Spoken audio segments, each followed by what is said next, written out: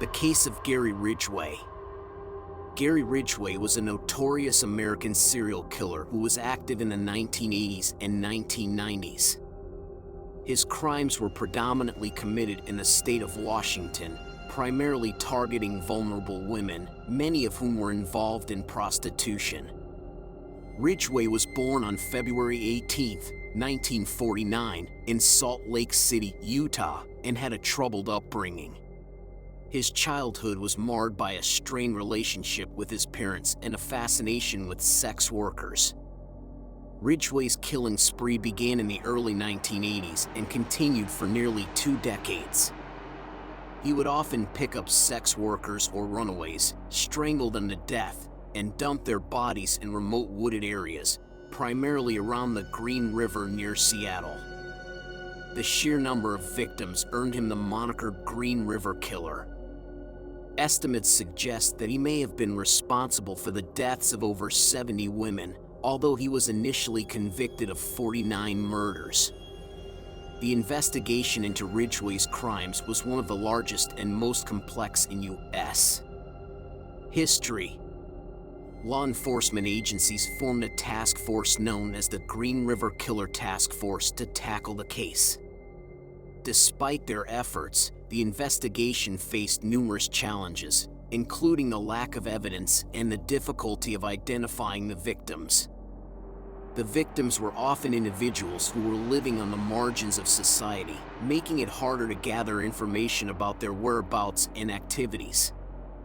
One breakthrough in the investigation came in the early 2000s when advancements in DNA technology allowed authorities to link Ridgway to several victims.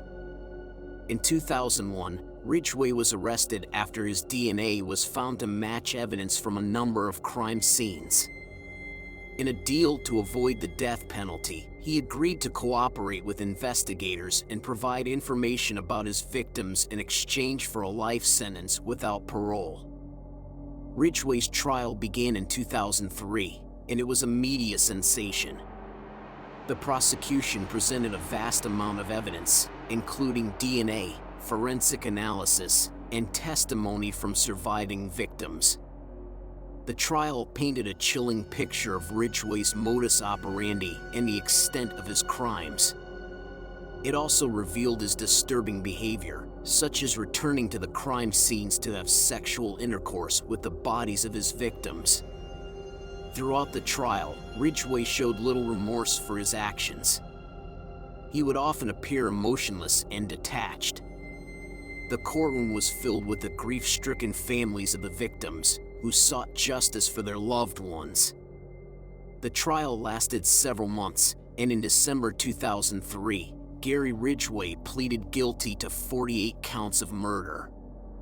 As part of his plea deal, he also agreed to provide detailed confessions and information about his victims to help bring closure to their families. After his conviction, Ridgway was sentenced to life imprisonment without the possibility of parole. He was sent to the Washington State Penitentiary in Walla Walla, where he remains incarcerated to this day. Ridgway's case stands as a stark reminder of the importance of diligent investigative work in the pursuit of justice, even in the face of immense challenges. The Green River Killer case had a lasting impact on law enforcement practices. It led to improvements in the way missing persons cases, especially those involving marginalized individuals, are handled. The task force's work served as a model for collaboration between various agencies, highlighting the importance of sharing information and resources to solve complex crimes.